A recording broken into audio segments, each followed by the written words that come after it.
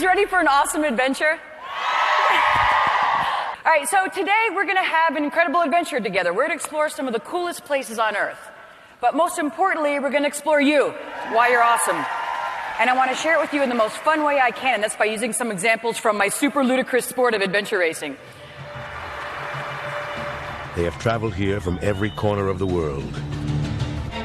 For 10 non-stop days and nights, they must hike, mountain climb, paddle, ride, and race through some of the most captivating yet dangerous terrain in one of the last great wilderness areas on Earth. Now, before you think this is another crazy sports analogy, tell me if this doesn't describe your real life, if you didn't know I was describing a sport. All right, so I have small teams of men and women, and we're trying to make it through a seemingly endless series of checkpoints in pursuit of a nearly impossible goal, working against extreme time pressures and constantly changing market conditions with the goal of doing it better than anybody else in the industry. Well, yes, welcome to my world. The higher you get on any mountain, what happens to the terrain? It gets steeper, right? So your ability to continue to get to the next highest peak is not just a matter of you trying harder as an individual. It's not just a matter of reaching up. It's a matter of reaching out to the people around you and creating what I call true human synergy. On the ridge to Eton Peak, the lead teams are learning that things are not always as they seem. There's a fake, false summit. It'll be soul-destroying when they get there and realise they've only gone a third of the way and now need to descend and climb higher and higher than ever before. I remember that whole entire section being a very, very difficult one for me. I was pushed to my limit. It was incredibly hot. My feet hurt so bad. The terrain was really uneven, and the section was a lot longer than we ever dreamed it was. So my expectations of having a nice short caving section and a run back to the beach became this 6-hour night marathon on really, really bad feet with the team right on our heels. And so there I am crying at the front of the World Championships. And my teammates are running down the ridgeline, and now our competitors are coming down the ridgeline behind us. And there's a 1,200-foot drop on both sides of this ridgeline. So Mikey finally realizes I'm not down there with them, starts trucking back up the ridgeline, and I'm bracing for impact. And I'll never forget what he said. He said, "Okay, Rob, I got a wife and a daughter, and I know that you people have to do this." Then he said, "But there's a difference between people that are going to win this race and people that are about to lose this race. And it's not that people that are going to win this race aren't crying, because this is hard. I don't care. Just keep crying. It's just that people that are going to win the Eco Challenge are crying." And then he grabbed my hand and said, "And they're walking." And bless his heart, he held my hand as I cried and stumbled and made my way down that ridgeline the next several hours. And I realized the man is right. You know, being totally committed to something doesn't mean you don't have a crappy day, right?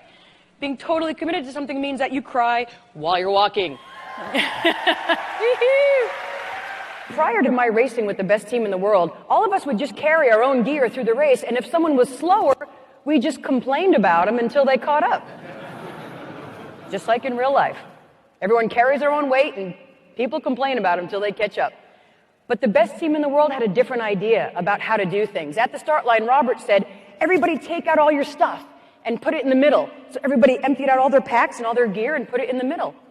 And he looked at the course, and it started with a 75-mile run at 14,000 feet of elevation. Huge, big run. He took all of the weight from the slowest runners and gave it to the best runners. He said, "The goal on this team is for everybody to suffer equally." And that's how we came up with the concept of tow lines. Because why would we wait for the slowest person if we could just take them with us? Right? In any endurance race, and you guys know your business is an endurance race, right? It's a team sport, and it's an endurance race. In any endurance race, you're going to be the strong link, and you're going to be the weak link at some point, right? If you just embrace that with your team and grab those tow lines from one another when you need them and offer a tow line when you're strong, you're going to go a heck of a lot further, faster together. If you want to go fast, go alone. If you want to go far, go together. But I'll tell you one thing we learned for sure about commitment on those crazy mountains, jungles, and rivers of the world. By definition, commitment starts when the fun stops. Right? I mean, you don't get to find out how committed you are to something until it starts sucking. Really. I mean, right? So this... Life away from the training and the competition can be just as intense for Robyn. You see, this is her real job as a firefighter. We can be called to anything at any time, and we have to be ready for that, and that's what I love about being a firefighter. But it's nice to know that as an athlete and as someone who is strong and has a good endurance background, that if the you-know-what does hit the fan, that I'm going to be able to carry that ladder, to the window. I'm going to be able to carry a person out of there, and that's a good feeling. Are you ultimately ruled by the hope of success or the fear of failure? Now, I learned this lesson the hard way from a good friend of mine. The first time I raced with the best team in the world, and I had been fear of failure person my whole life. So as we're going down the river, I would paddle, paddle, paddle, turn around, paddle, paddle, paddle, turn around. I did this for hours, seeing where our competitors were. And the next time I turned around, he grabbed the top of my head, which was facing backwards, and he physically spun my head back around to face forwards. And he leaned over, and in my ear, he said, "Winning is that way."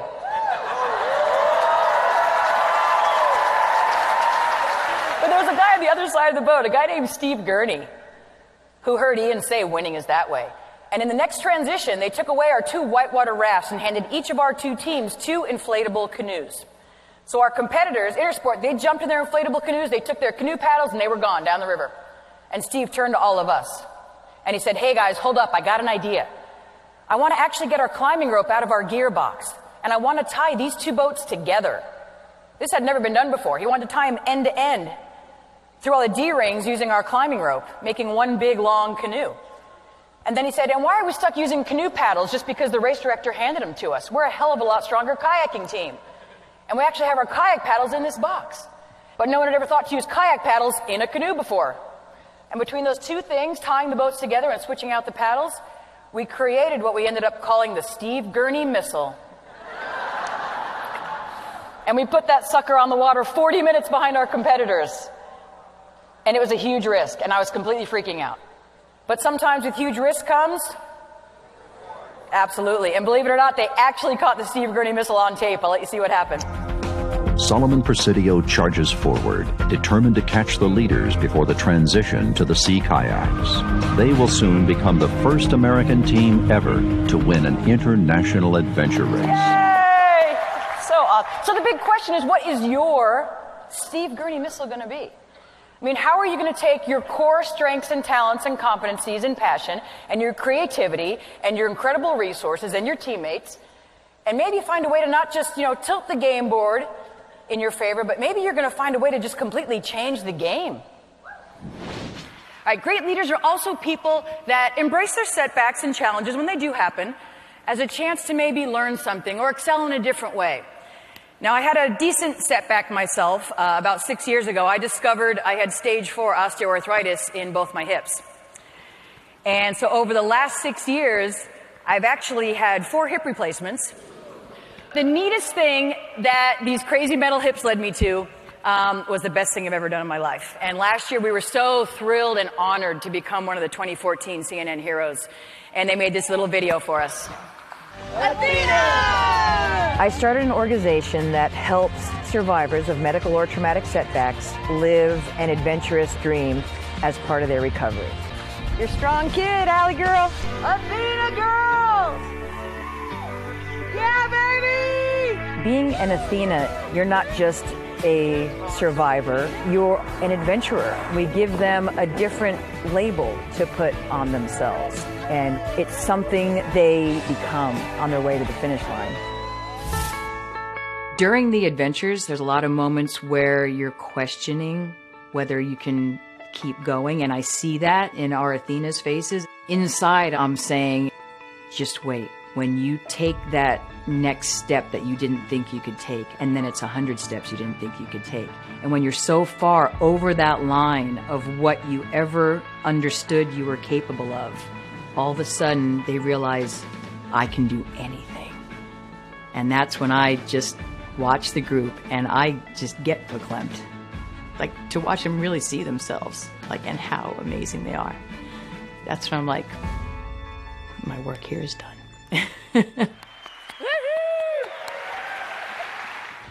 Really, the crux of this whole team building piece is all about we thinking versus me thinking. There's a world full of teammates for me out here in the world. Not a world full of people I have to get over, around, and through to accomplish my goals before the end of the day. This shot right here looks like a team looking at a map. This is actually my top 2 navigators and the top 2 navigators from our biggest competitors in this race. By the third day, we had a 12-hour lead on 3rd through 60th place. Because we got together with the other strongest, smartest, fastest, most capable, most successful people in the race, collaborated, and went exponentially faster for having worked together. This game is called reverse arm wrestling. And here's how it's played. When I say 1, 2, 3, go, you guys get into your official arm wrestling position on a leg, on a chair, whatever. And when I say 1, 2, 3, go, and this is the most important part, your goal and your teammate's goal is not to do the standard arm wrestling where you push the other guy's arm down. Your goal and your teammate's goal is to get your own arm down to the table, chair, or leg, whatever it is. Get your own arm down as many times as you can in 30 seconds. On your mark, get set, go!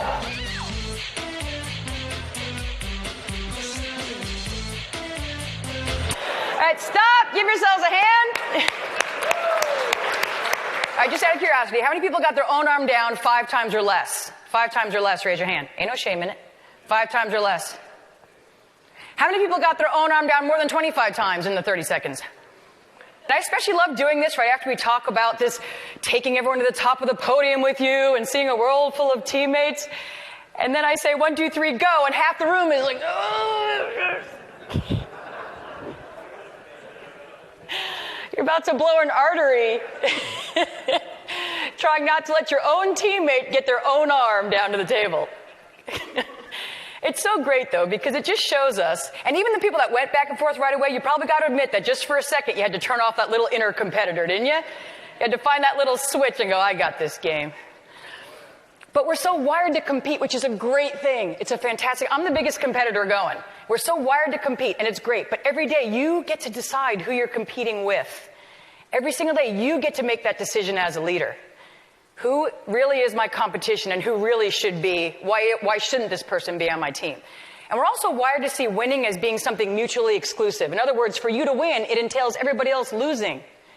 But the best leaders say, you know what, for me to win, I'm going to get there better, stronger, faster if I take all these great people with me. All right, so last clip, the Japanese team in the Eco Challenge. On day 5 of this race, they realized the woman on their team had ripped her Achilles tendon. And they decided to see a challenge instead of a roadblock. And they literally had to use every single one of these 8 essential elements of human synergy to get to this finish line. The most incredible thing I've ever seen in the sport. Hi, you aren't going to believe this. Team Eastwind taking turns carrying their female teammate up Bartle Frere. No lie, over. They had been carrying her on their back for about 6 hours. She got off and with her walking sticks was able to walk part way, and they put her back on their back when they got to a steep, another steep area over.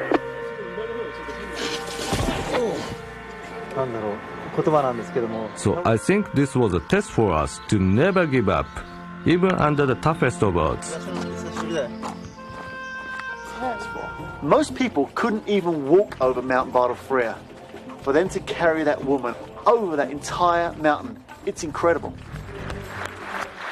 So cool that those guys left their egos at the start line and they made her the hero at the finish line. I actually called my guys after that aired and I said, you guys are so glad that wasn't me.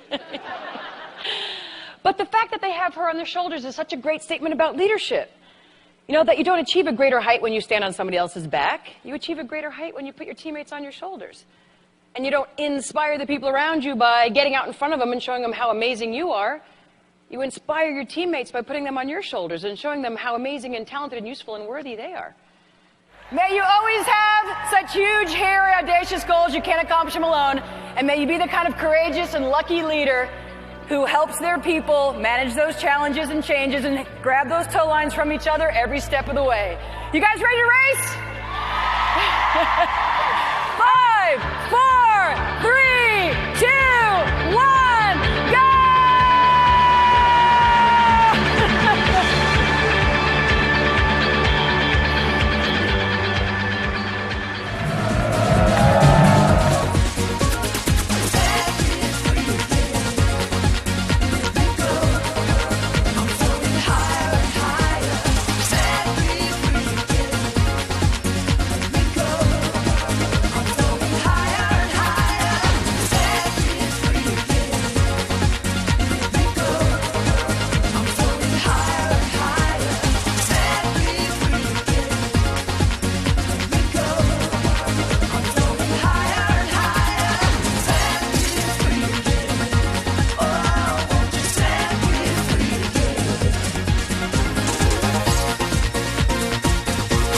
fantastic. She's amazing, yeah.